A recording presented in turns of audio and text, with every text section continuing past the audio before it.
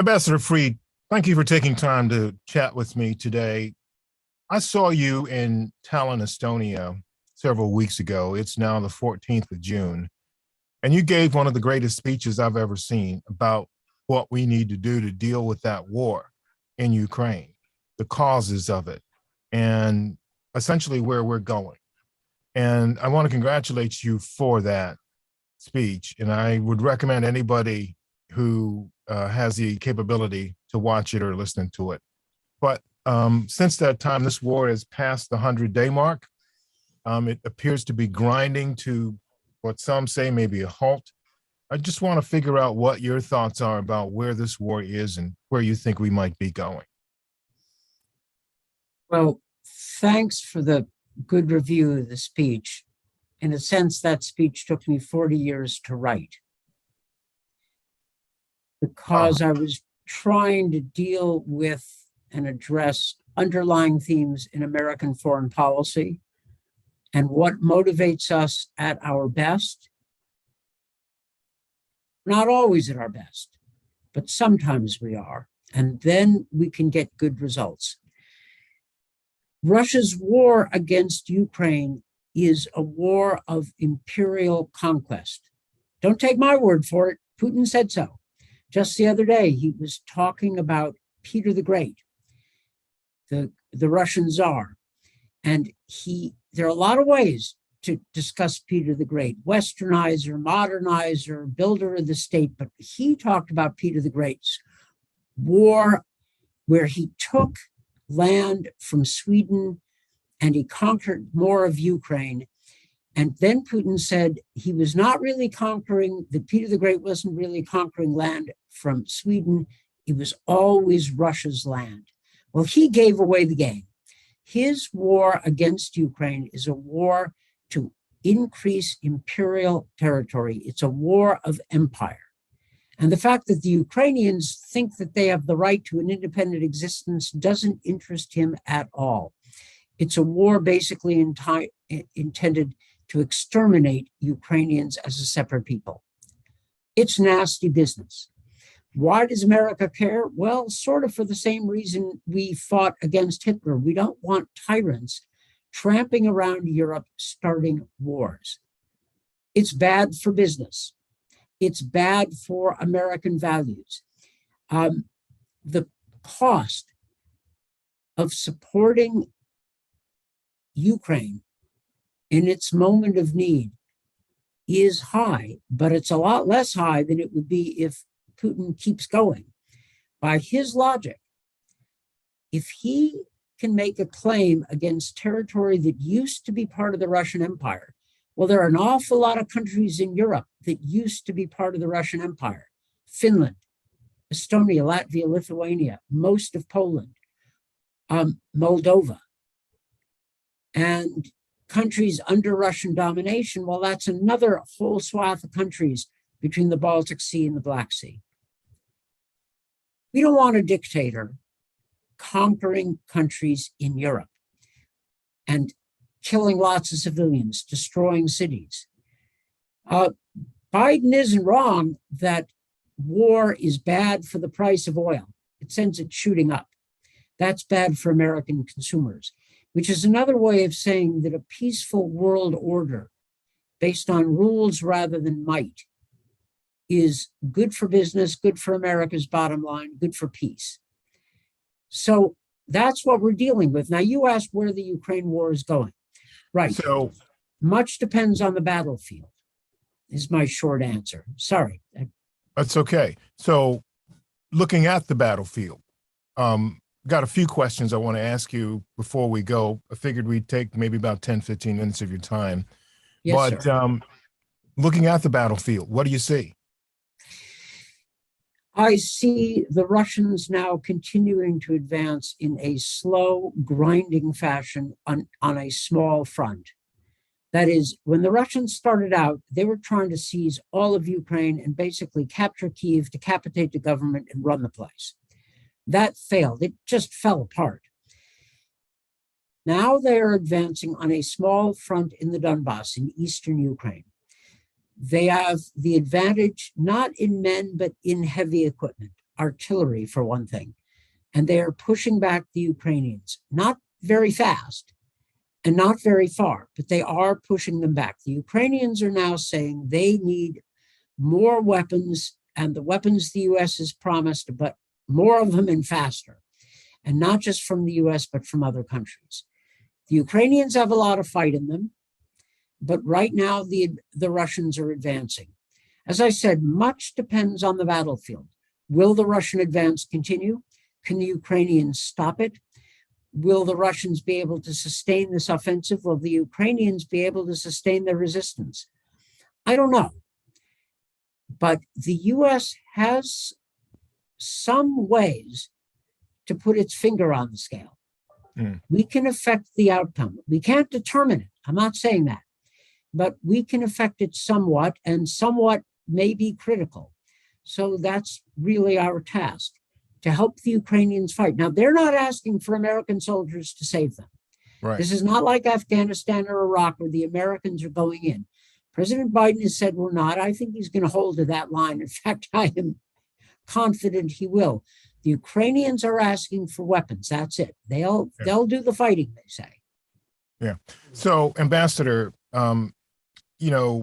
Ukraine's getting a lot of help from the U.S. and from other countries.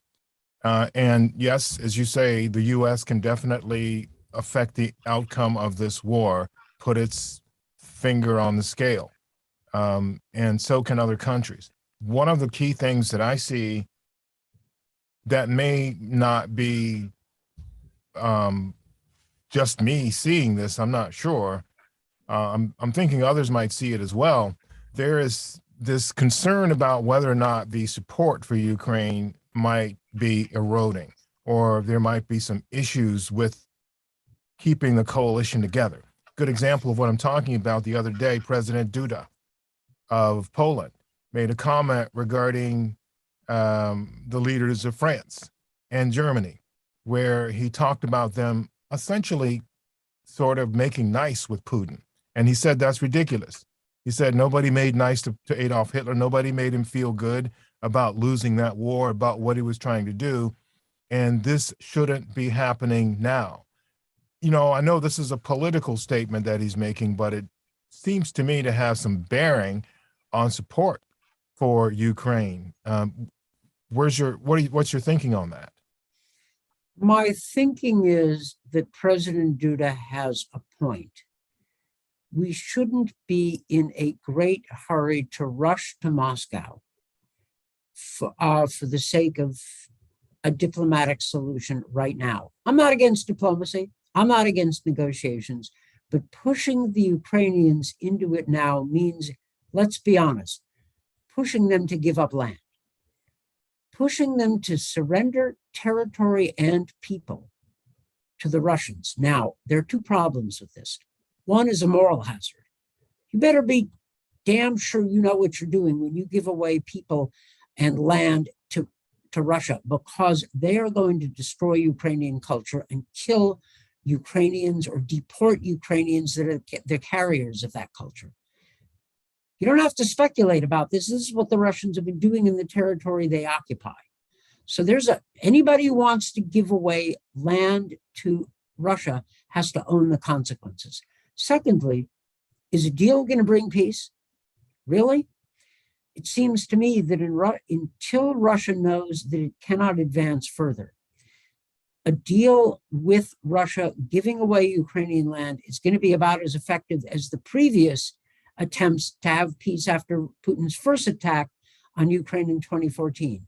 It'll be a breathing space for Putin to regroup his forces and prepare his next attack. Now, I'm not saying don't negotiate ever. I'm saying that right now our task is to help the Ukrainians stop the Russian assault. And our task is to put more pressure on the Russian economy. So President Duda is right. The whole idea that we shouldn't humiliate Russia. Hey, folks, who attacked whom? Who's the aggressor here? Who is killing civilians and destroying cities? My sympathy for the Russians in this situation is under control. Again, I'm not saying don't negotiate. I am saying don't negotiate if that means pushing the Ukrainians into surrender. And the time for negotiations may come, but our job now is to put the Ukrainians in the best possible position for those negotiations. I think the Biden administration, quite honestly, has got it pretty right on this one. They don't seem to be pushing the Ukrainians into negotiations. This is what they say publicly. Biden said so in his op-ed in the New York Times. And this is what I hear from friends in the administration. They're holding the line, and good for them. One more thing I'd like to ask you before our time's up. The way in which the Biden administration is engaging, and you say they're getting it right. There are these moments where it's not clear, it's not absolutely certain that they are getting it right. I mean, and that can be just the way things are. You don't see a complete picture. They're not going to tell you everything they're doing, and that's a good thing, because you have to keep some things to yourself, especially things as sensitive as this. But given what took place in Afghanistan, given what took place with AUKUS, given some other missteps that have taken place, and certainly the beginning of this war a couple of days ago, there was this little dust up between seemingly Ukraine and the U.S. about whether or not Ukraine was on board with what the U.S. was trying to do in terms of warning them about this. So how does the administration, as you say, they're on the right track, how do they stay on it? Well, look, the administration has gotten things mostly right, not all right. Okay. They were wrong about the military outcome at first. They thought the Russians would be in Kyiv in 72 hours. So they got that one wrong. And certainly you've cited examples of, let's say, foreign policy mistakes and the disaster in Afghanistan. So I'm not a spokesman for the Biden administration, but I think that they have mostly gotten Ukraine right. They have stepped up on the weapons deliveries. If you ask the Ukrainians, they would say, well, that's good, but they need to do more and faster. And I might agree. I get it. But the Biden administration has held the line and is resisting some calls from Europe to push Ukraine into negotiations prematurely. So that's right. I worry, and I thought this is where your question was going, I worry more about a little bit about the American left, but a lot more about the American hard right, the Trumpist right, that seems to be sympathetic to Vladimir Putin and his war of aggression. And those Americans who say we don't have a real dog in this fight, why should we care? We got problems at home. Well, the fact is, America learned the hard way in the 20th century. Then you can ignore wars outside your borders, but those wars will come to bite you. And you have to distinguish between the wars that'll bite you and the wars that don't. But this is one war that will bite us. It's a war in Europe. So we have to hold the line, I think. That's exactly right, sir. And, I guess if anybody had any questions about whether this was, similar to other mistakes the U.S. has made in the past, all they need to do is just read some history, certainly around the World War I era, and they will understand exactly it. And certainly also as well, 1939, But again, that speech that you gave in Tallinn, Estonia in the middle of May sums all of this up. And it gives a brilliant forecast as to where we're going. And you today putting us on essentially track for where things are and what needs to be done to make this go the right way. It's great. Thank you so much again for taking time to chat. Thanks for the opportunity.